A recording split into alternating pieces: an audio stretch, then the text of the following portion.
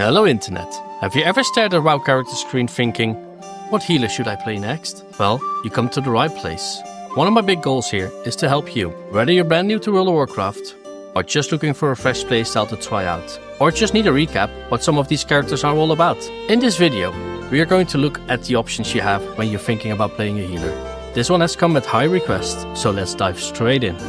So it's kind of self-explanatory, isn't it? What is a healer? In World of Warcraft, healers have the main responsibility to keep the group alive. Of course, it's expected that the DPS and tank does their own utmost best to keep themselves alive and try avoid incoming damage. So in the dungeon and raid trinity, you keep everyone alive and rest people when everything else fails. So what healers do we got?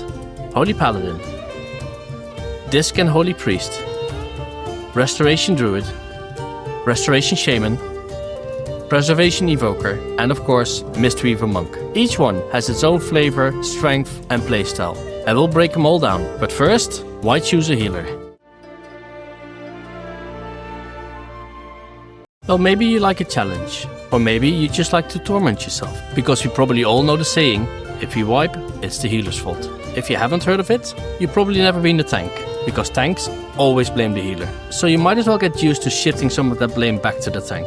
I mean, it's not your fault you pulled the whole dungeon. And well, we could go on for hours. The most important shift as a healer is that you are watching different unit frames, because your focus was on the ads and the boss before. Now, you need to change your UI so you can focus on your fellow gamers and see when their health drops. You gotta use your tricks to top them back up. It's a massive responsibility, and I would definitely consider this to be more challenging than most other roles. You need to know the damage patterns, meaning know when the big damage comes in advance, so you can prepare your ramp or cooldowns for that moment. This will come in experience, so don't worry too much about predicting damage patterns.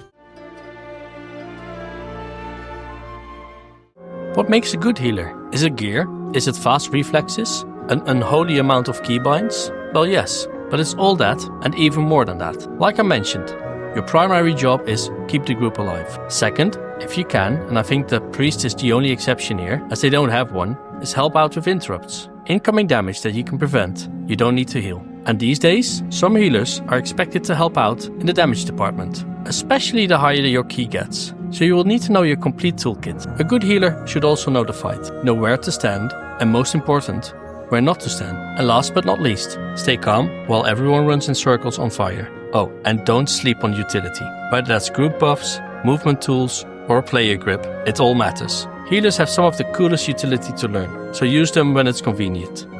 As I mentioned before, get used to having an unhealthy amount of keybinds, or mouse over macros. You might have fast reflexes, and this way they can come better to use. Still sound like fun? Then congrats. Big chance you might be a masochist. All jokes aside, you're here to figure out what healer is right for you. Let's not waste any more time and dive straight in.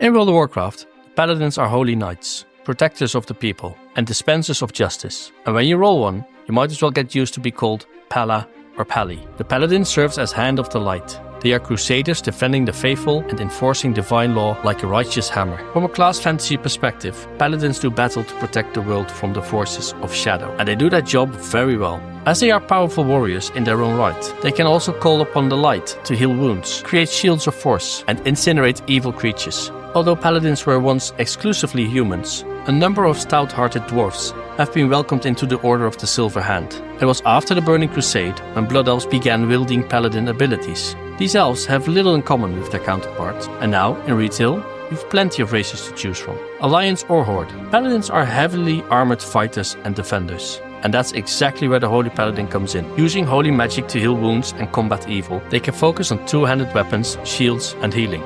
Names like Yufer and Vindicator Marat, who both wield the power of the Holy Light, are famous names in World of Warcraft, with amazing storylines and famous quotes. The Paladin is versatile in their combat role. You can be a tank, a healer, and also a damage dealer. You will stand your ground no matter what spec you're in, all performing in the melee range. The class fantasy of the Paladin is rooted in their role as a frontline fighter, with their mere presence inspiring their allies, which is reflected in abilities like blessings and auras. These blessings and auras are extremely potent in a group, as they can improve damage and survivability for both themselves and their party. Just by standing on the ground turns holy underneath you. And if not, a good old consecration will do the job. And they will do so with magic and a lot of bling bling. I say bling as all these flashy spells come in bright yellow or gold. This could be something you will fall in love with immediately, or something that will draw you away from playing a paladin. Let's just say, if you don't like the looks of these flashy spells, you're probably more on the evil side of the spectrum. You're more likely to like the fell green or deep red spells.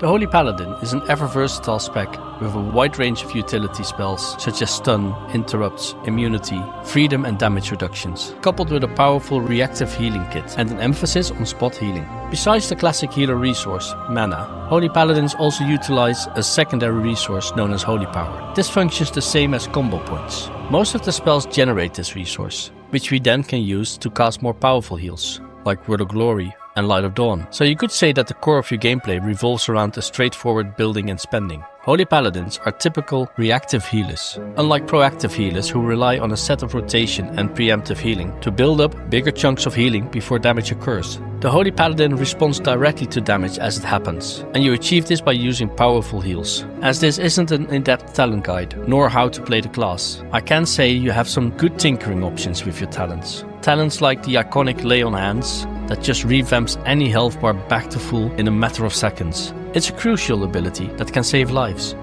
Strengths? I would say you have strong spot healing. The Holy Paladin brings a raid-wide damage reduction with Devotion Aura that can be empowered with Aura Mastery. And you have game-changing utility with Blessing of Sacrifice, Blessing of Protection and Blessing of Freedom. And last but not least, you have strong passive damage. Good personal defenses with Divine Protection and an Immunity Divine Shield to keep yourself alive.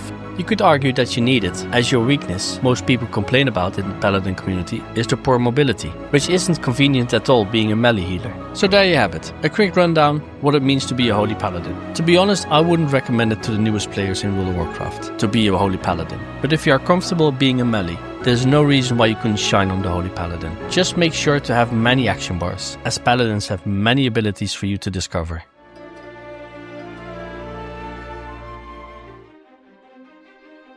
The Priest stands shoulder to shoulder with the Paladin, as one of the most iconic healing classes in World of Warcraft. If the Paladin is the armored beacon of hope, the Priest is the spiritual lifeline, the soul of the group, almost literally. Both specs, Discipline and Holy, represent two very different philosophies of healing. One shields and punishes, weaving damage and protection together. The other soothes and mends, brings light and recovery in waves.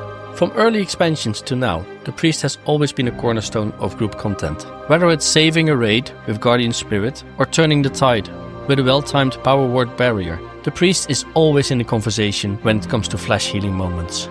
From a class fantasy perspective, the Priest embodies faith, inner light and spiritual strength, whether they're channeling divine energy to heal the group or wielding shadow or discipline to control the battlefield. Priests represent the power of belief. From a huge list of priests to choose from, Anduin is by far the most famous of them all. A former crown prince of Stormwind who became High King following the death of his father. This story of a small boy once running around in Stormwind, then growing up to a young man losing his father. He ascended to the throne at a young age. Anduin was expected to become a warrior just like his father, but he felt a strong connection to the light and he became a priest instead. And well, we could consider him to be one of the most powerful priests in the game, and one whose storyline has long not finished in Azeroth. The Holy Priest is the classic healer in World of Warcraft, casting flash heals directly on those in need. As a new player to WoW or healing, I'm sure that Blizzard had the Holy Priest in mind. It's by far one of the easiest healers to pick up, and its concept is so clear to understand. Discipline Priests, on the other hand, are a different story. Placing atonements on your fellow party members, then dishing out damage to your enemies, for that damage to convert back to healing on the people who are atoning for their sins. The concept isn't hard to understand, but executing this priest is a more complicated story compared to the Holy Priest. Knowing the fight helps, as you do need some ramp time to get your heals going. Keeping up your atonements used to be a tedious thing, but has gotten, after a few revamps, a lot easier in time. There's something deeply satisfying about playing a priest. You're not just casting spells. You are a symbol of hope, focus and divine purpose. And some players would consider it a blessing that they are not equipped with an interrupt. I mean, if you don't have one, you can't be flamed by puggies that you're not using it. No matter which healing spec you go with, Priest remains one of the most iconic and flavorful classes in the game. From beautiful spell effects to a unique playstyle, it's overflowing with personality. It's also a great mix of fast-paced gameplay, mechanical depth and that signature of high fantasy flair. Now yes, this season, Discipline is shining brighter than Holy, mostly thanks to its strong damage output and how well it fits into many group comps. So here comes a little truth nugget, and I do hope you can call me completely wrong in the comments soon. But right now, Discipline is simply in a better spot. Holy is absolutely playable, especially in lower keys and casual content. But at the high end, Mythic Plus and Raids, this, especially the Archon build, takes the lead. I always say, play what you love, and I still stand by that. But healing carries responsibility, and it's only fair to share how the community sees things right now. If these things appeal to you, and you want gorgeous animations and spells, rewarding mastery, and a strong healing identity, Priest could definitely be your next main. Druids are the protectors of nature, safeguarding the balance between the wild, the elements, and the cosmos. They harness the vast power of nature to preserve harmony and protect life. With experience, Druids can unleash nature's raw energy against their enemies, raining celestial fury from a distance, binding foes with enchanting vines, or ensnaring them in unrelenting cyclones. Druids are versatile combatants, capable of fulfilling every role: healing, tanking, and damage dealing, both ranged and melee. It's crucial that Druids adapt their form to the situation, as each serves a specific purpose. In their restoration form, Druids call upon nature's power to swiftly mend their injured allies. They do so through HOTS, healing over time spells, that steadily restore health. Restoration Druids are equipped with a broad toolkit, offering crowd control, utility, mobility, and even damage, making them an excellent choice for both Mythic Plus and Raids. In Mythic Plus, you can expect a flexible, multi-purpose healer who can build talents for effective healing or contribute damage through other shape-shifting forms.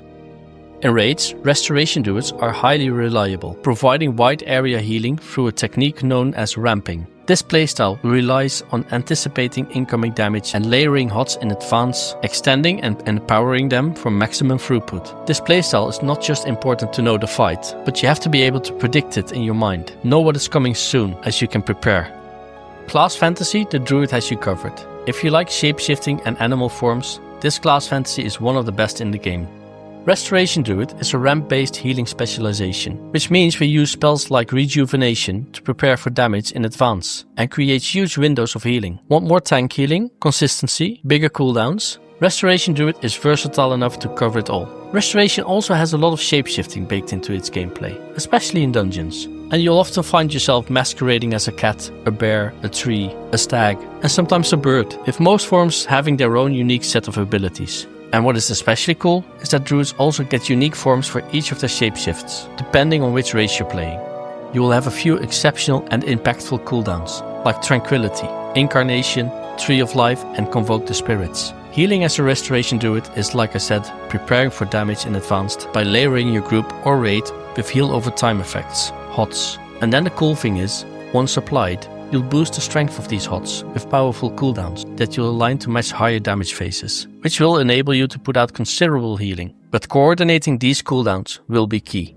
To do all of these spells, your power source is mana, and you will have to think about how you use your mana as efficient as you can. Restoration Druids can burn through mana very quickly, so it is important for you that you know what spell will cost a lot and what ones are very cheap to cast. The Restoration Druid might not be for everyone. It's a playstyle you'll either fall in love with or lose interest very quickly. But for those who persevere and master the Resto Druid, nature rewards them well. They'll find themselves equipped with one of the most flexible and rewarding healing specs in the game. And you have a variety of specs to choose from, and in that regard, you can't go wrong with the Druid.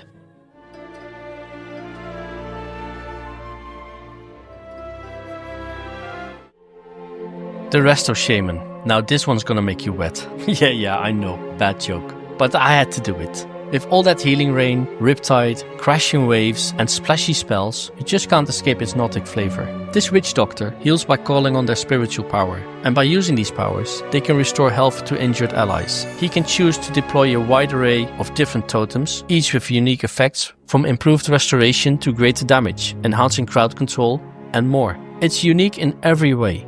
From a class fantasy perspective, the shaman has always stood its totemic ground. These are the people who commune with the elements.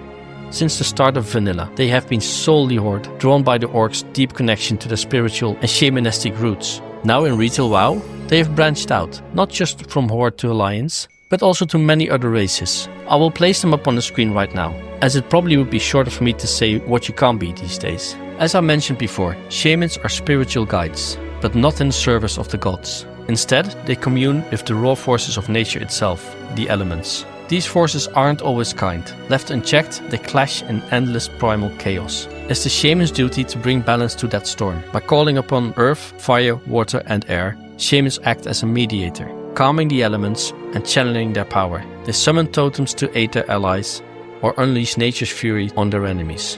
From the list of famous Resto Shamans in World of Warcraft, I have to mention Megava Grim Totem. Megava Grim Totem is the matriarch of the once mighty Grim Totem tribe, a powerful shaman and cunning leader. Megava was the chief rival to High Chieftain Bloodhoof for the leadership of Old Torun. When she found out she couldn't remove Carney Bloodhoof politically, Megava turned to treachery. After engineering Carney's death and briefly taking control of Thunderbluff, Megava and her Grim Totem were defeated by an army raised by Carney's son Bane, and Megava was exiled by the new High Chieftain. Back in Shadowlands, this healer was dishing out some serious damage. Since then, the healer's damage component has almost become mandatory. I mean, it's just so useful if a healer can dish out some serious numbers. And ever since, Blizzard has been tuning these knobs. No, healers need to heal and keep the tank alive. Okay, now the healers are bored, let them do some damage. As you can tell, it's a balancing act that will continue for a long time to come. And in the middle, the Resto Shaman, who can easily get out of control really quick. With its short interrupt, amazing healing and also a good kit for doing damage, it's not a class to be sniffed at. And also a good recommendation for someone who wants to get into healing. The Shaman's diversity in spec choices and playstyles is exactly why it earns the spot in my recommendation. This class is simply bursting with joy, no matter which path you take. Whether you unleash raw elements fury, channeling the spiritual strength for restoration, or tap into the primal ferocity of enhancement. There's a playstyle here for every kind of adventurer. And let's talk about restoration for a moment. This spec doesn't just heal, it anchors your group, like a totem planted firmly on a hill. It stands its ground, demands respect, and keeps the team going when things get tough. A true pillar of support.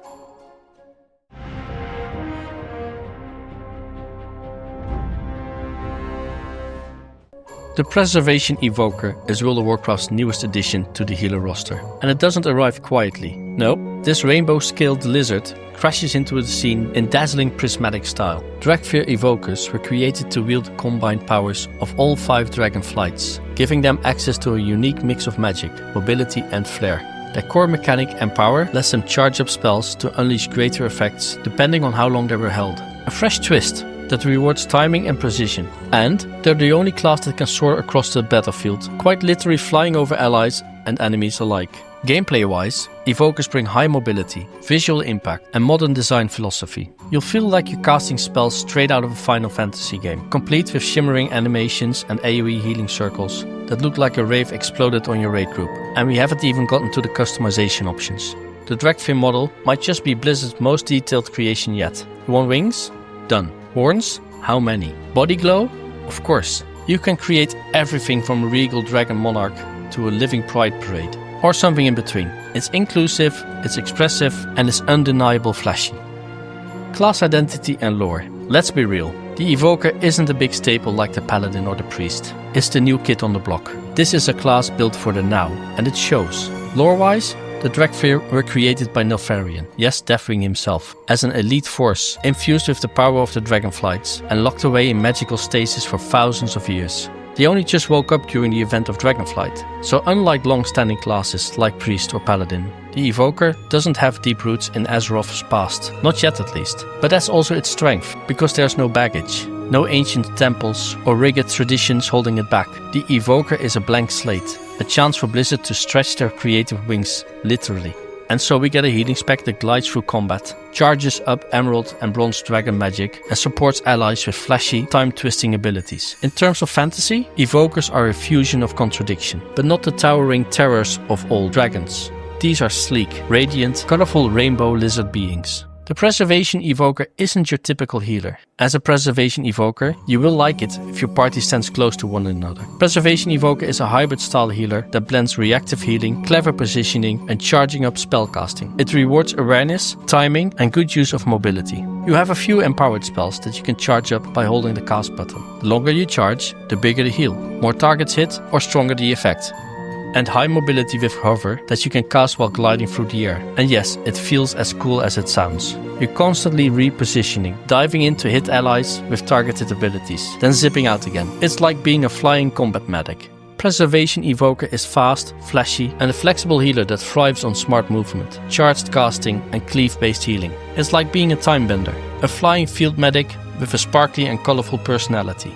So, should you play a Devastation Evoker? If you enjoy high mobility classes with flashy and impactful spells, flexible playstyles, and room to flex your skills, and if you like customizing your toon, and you can get past your lizard body form, then yes, absolutely. If you're looking for a classic healer, old school vanilla healer, then maybe not. But if you are even a little curious, fire one up. Big chance you will like what Blizzard cooked.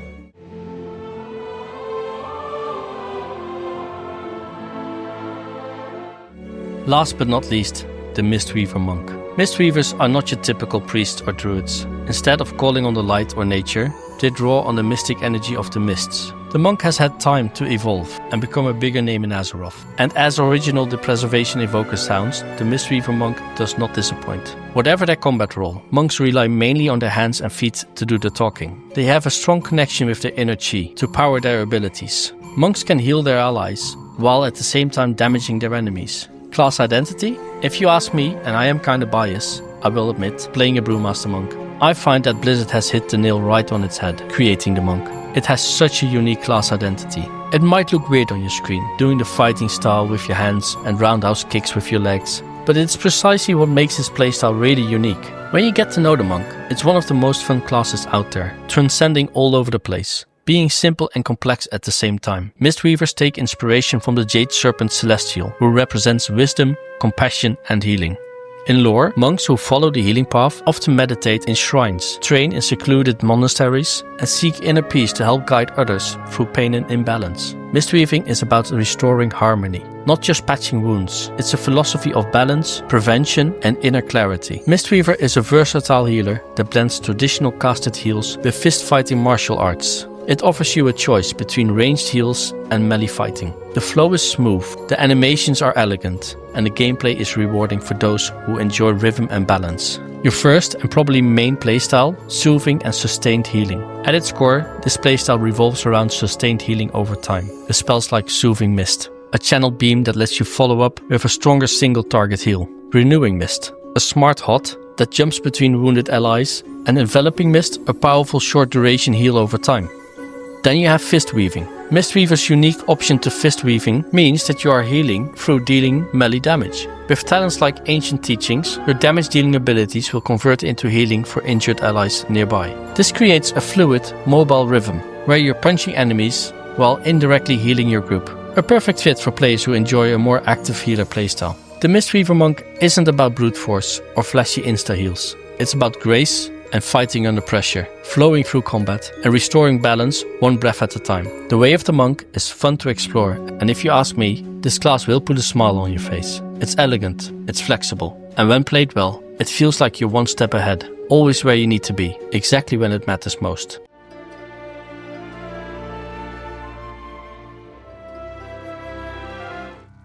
I hope this breakdown helped you figure out which healer fits your playstyle. Oh look, what a coincidence. That's exactly the title of this video. I'm hilarious. If it didn't help, or you're still on the edge, let me do a quick rundown. Maybe this helps. Want to heal with fast heal spells, rare plate, and smack things in melee while keeping your team alive? Go for the Holy Paladin. A holy hammer in one hand, a blessing in the other. Justice never looked so shiny. Do you like doing damage and attacking targets because you've always been a DPS? Pick Discipline Priest. It's like you're playing a DPS with cool looking spells. Your main focus is still doing damage while still healing your party members. Prefer the classic calm healer vibes with glowing holy spells and powerful burst healing? Go Holy Priest. Simple, effective, and sometimes exactly what the group needs. Want to roll hots like a nature loving animal and turn into a tree mid-fight? Go Restoration Druid. You'll be healing before people even realize they took damage. Nature always finds a way, especially with you behind it. Do you like your healing to be wet and throwing down totems? Go Restoration Shaman. Totems, tidal waves, and raining down on your party members. This one heals like a force of nature. And did I mention Spirit Wolf form? Yeah, you got that too. Want to literally glide across the battlefield and throw out time magic in sparkly dragon form? Pick Preservation Evoker. New, flashy, and full of creative tools. It's a high mobility healer with style. And it has wings. And probably the coolest fight form in the game. Want a healer that mixes martial art, mist and smooth vibes? Go Mistweaver Monk. you're not just healing, you're flowing, you're dodging, and fist punching your way through the chaos like a Zen master with healing hands. And there you have it. And if you still can't make up your mind, I would recommend to watch the video again and pay more attention this time. Jokes aside, I hope you enjoyed this video. If you did, consider subscribing, it really helps a lot. Thanks for watching, you're all amazing, and don't forget, don't blame the tank for every mistake. They got it rough enough as it is. I know, they're cocky, and they think they can all do it without you. But we all know they can't. Brinks out.